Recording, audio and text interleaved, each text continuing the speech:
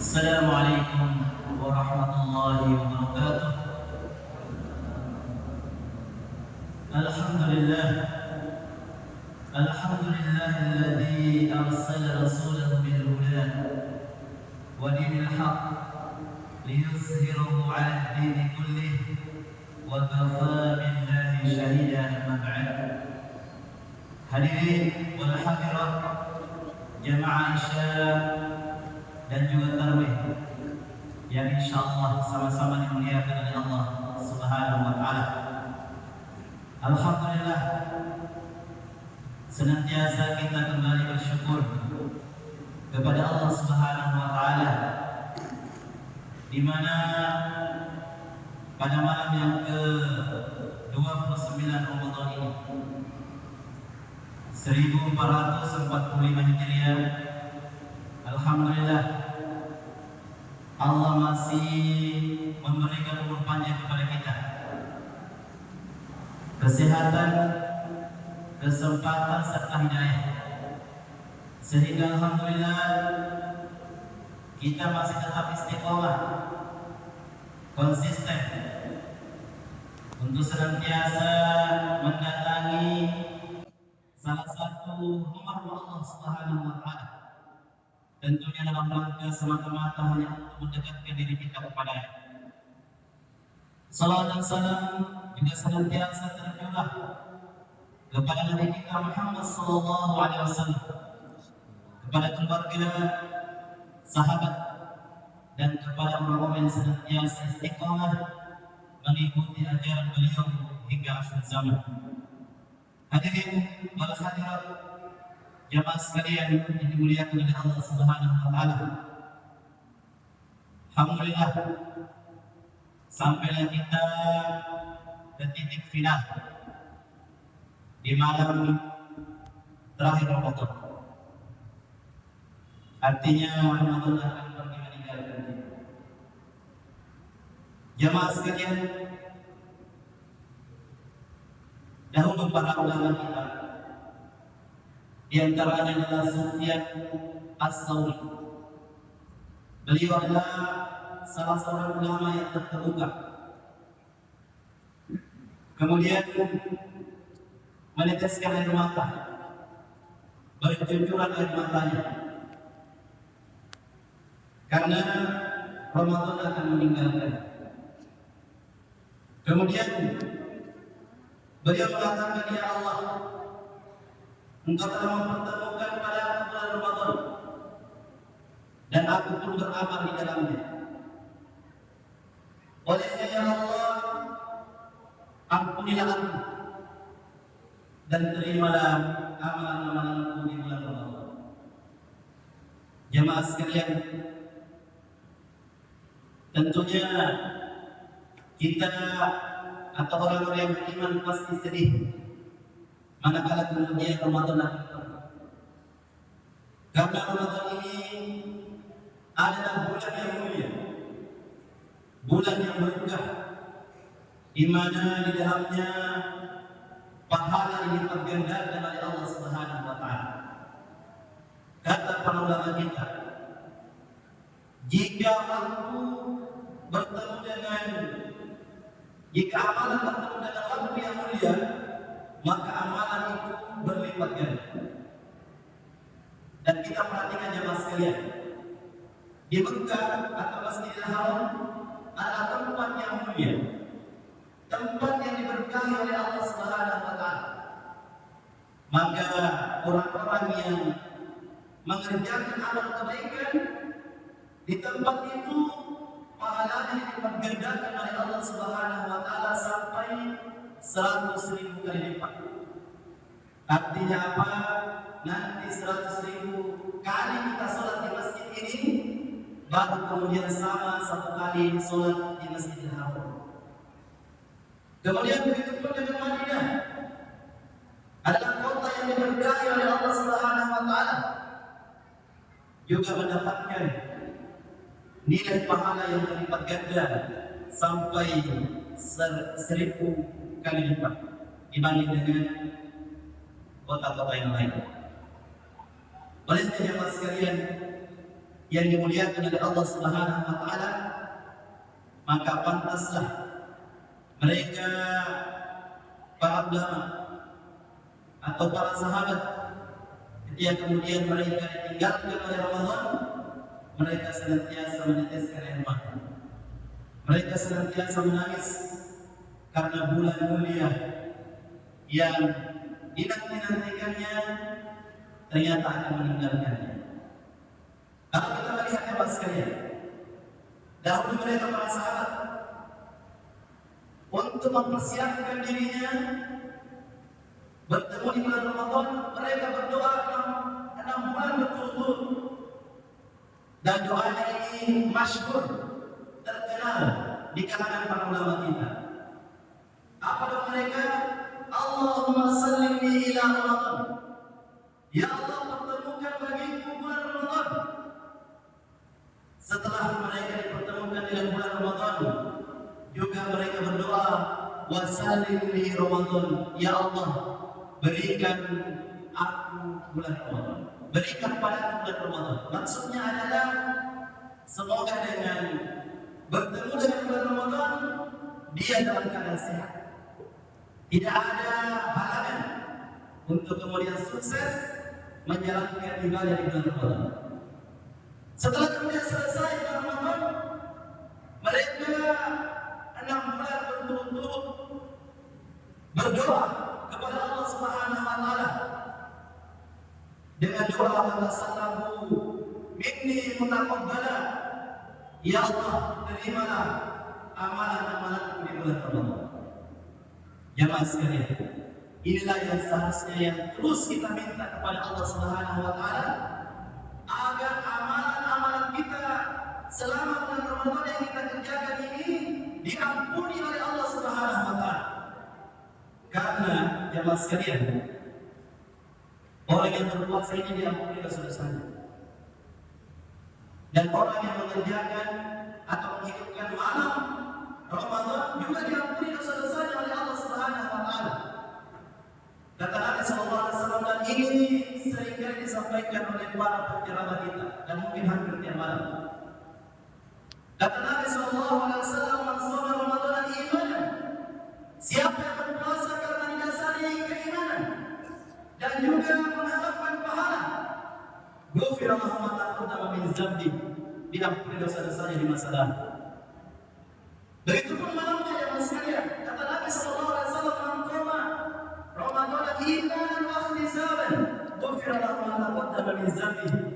Siapa yang kemudian menghidupkan malam Ramadan, apakah dia tadabbur Quran, apakah dia bersedekah, apakah dia mengerjakan salat malam, salat tarawih atau salat tahajud, ghufira lahu ma taqaddama min dzambi, juga diampuni dosa-dosanya di masa lalu. Oleh karena inilah yang kita minta kepada Allah Subhanahu wa taala. Semoga dengan amalan puasa yang kita kerjakan, baca Quran yang kita kerjakan, salat tarawih yang kita kerjakan diterima oleh Allah Subhanahu wa taala, sehingga dosa-dosa kita dalam keadaan diampuni oleh Allah Subhanahu wa taala. Jamaah sekalian, oleh karenanya Aisyah, istri Nabi sallallahu alaihi wasallam, pernah bertanya kepada Rasulullah, "Wahai Rasulullah, apa yang seharusnya yang saya baca ketika mengetahui bahwa malam ini adalah turun Lailatul Qadar?" Kemudian Nabi sallallahu alaihi wasallam menjawabkan doa, satu doa. Doanya adalah Allahumma innaka afuwun tuhibbul afwa fa'fu anni. Ya Allah, Engkau adalah Maha Pengampun dan Engkau menyukai orang-orang yang memohon ampun. Olehnya ya Allah, ampunilah aku atau ampunilah dosa-dosa. Inilah yang terus dibaca oleh Aisyah radhiyallahu anha, mengharap bahwa dosa-dosanya diampuni oleh Allah Subhanahu wa taala. Jamaah sekalian, Nabi sallallahu alaihi wasallam ketika memasuki 10 terakhir Ramadan, Nabi itu meningkat semangatnya untuk beribadah kepada Allah Subhanahu wa taala. Memuncak semangatnya beribadah kepada Allah Subhanahu wa taala. Sampai-sampai kemudian Nabi sallallahu alaihi wasallam mengencangkan ikat sarungnya, ikat pinggangnya. Kemudian Nabi sallallahu alaihi wasallam beriktikaf di masjid. Berdiam diri di masjid selama 10 hari terakhir Ramadan. Nanti keluar dari masjid kalau besok mau lebaran. Kemudian Nabi SAW ketika di 10 terakhir Ramadan membangunkan istrinya untuk mengerjakan ibadah atau mengerjakan sholat tahajud.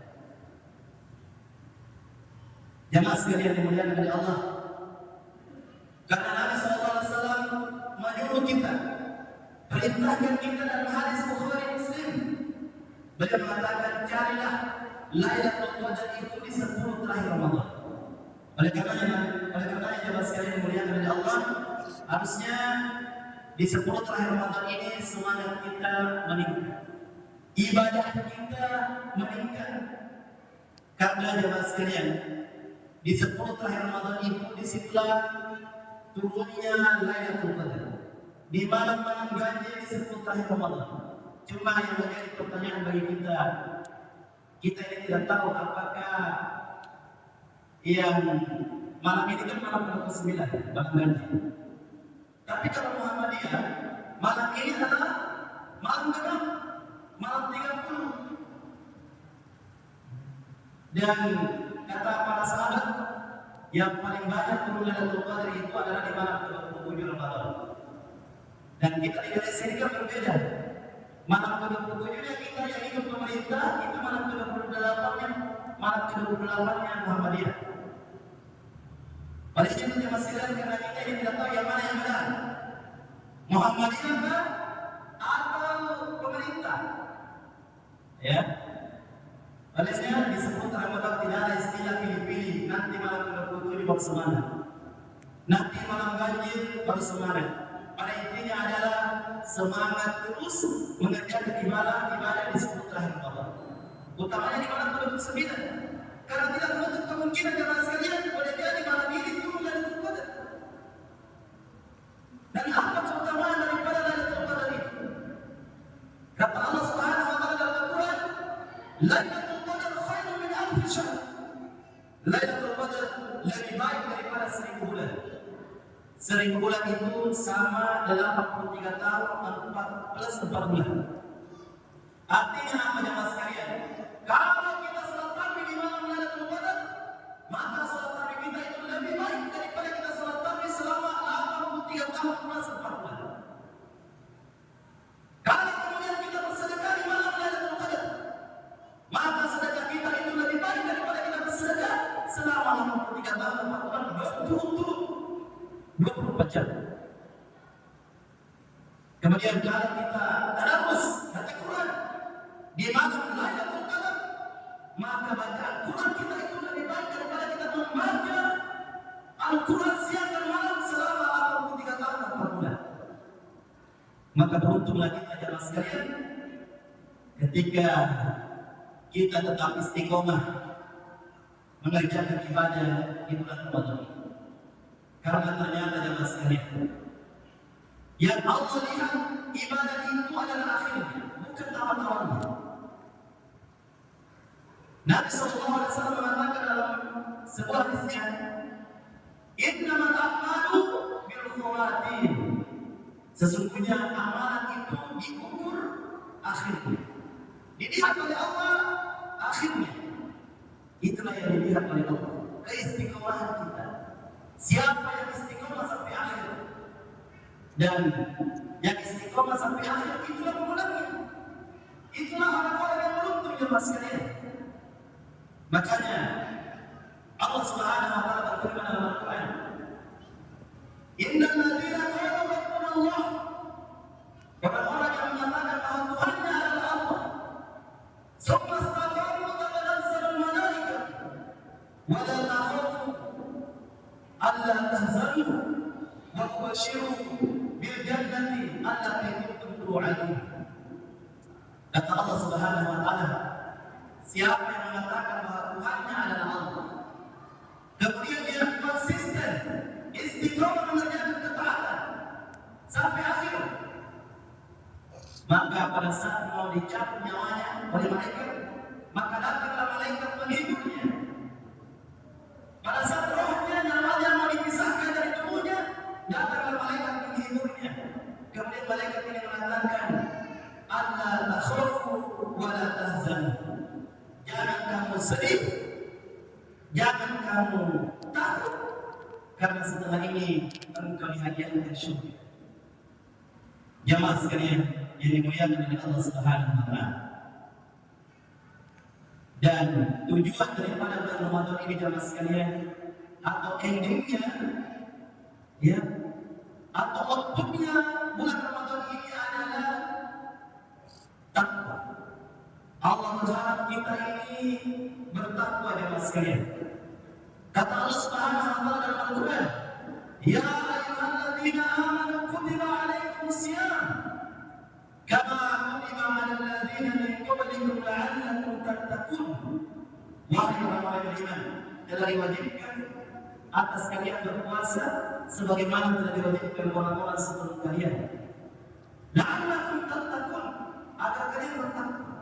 Jadi Allah berharap, jemaah sekalian, setelah kemudian melewati Ramadan ini adalah kita menjadi orang-orang yang bertakwa. Karena hanya orang-orang yang bertakwa yang akan menuju, jemaah sekalian. Kata Allah Subhanahu wa taala dalam surah An-Naba, "Innal muttaqina mafaza." Sungguhnya orang-orang yang bertakwa itu yang beruntung. Kemudian orang-orang yang bertakwa juga yang akan dihadiahkan atau disediakan surga oleh Allah Subhanahu wa taala.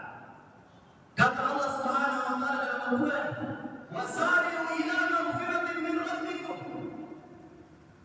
wa jannatin 'arduha as-samawati wal ardh u'iddat lil muttaqin."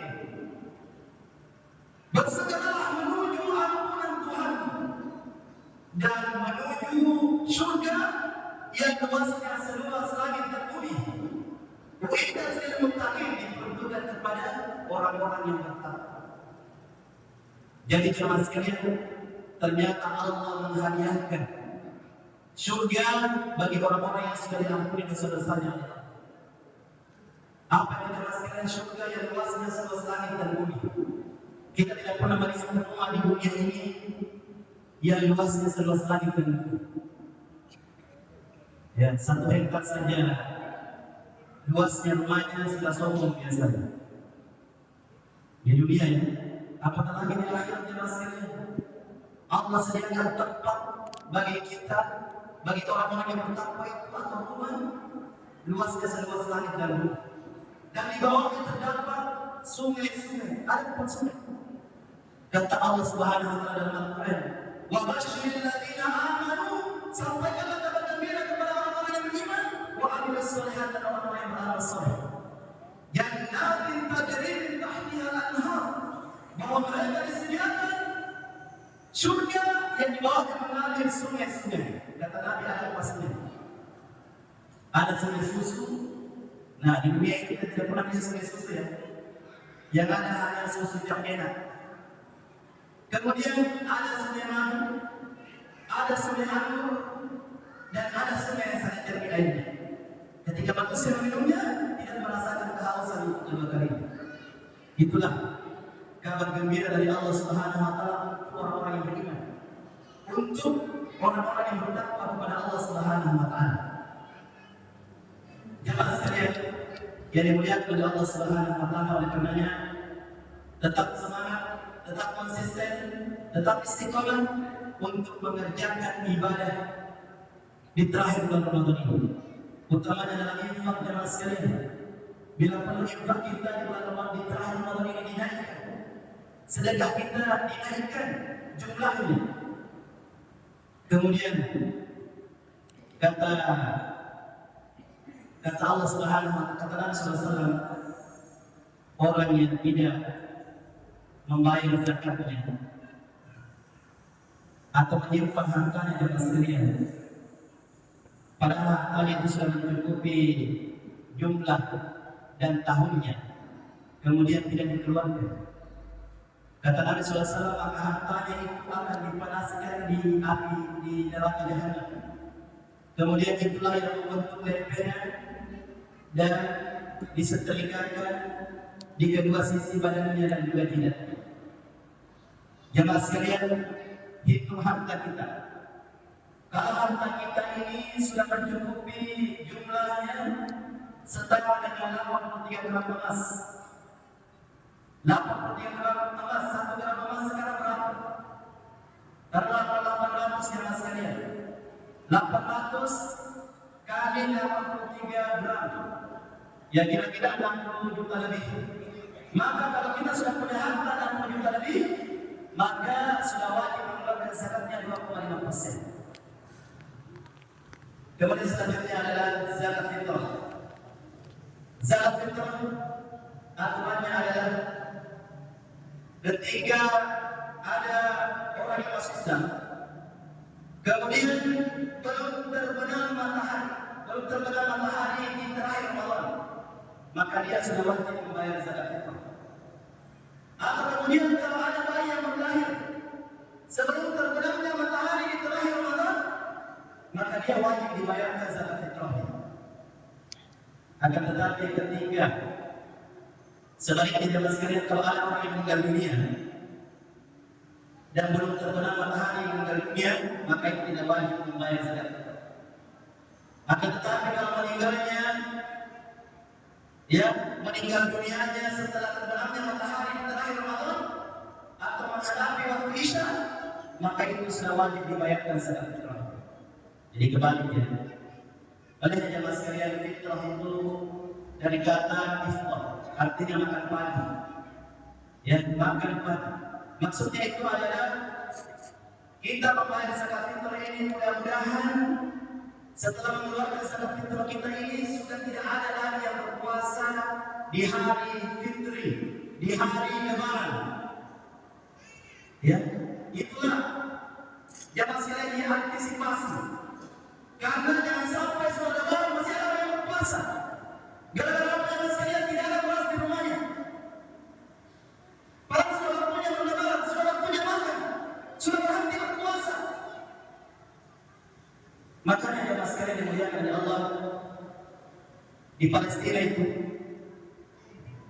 jemaah sekalian, ada salah seorang yang bertanya kepada ulama, wahai Syekh, apakah puasa saya ini sah?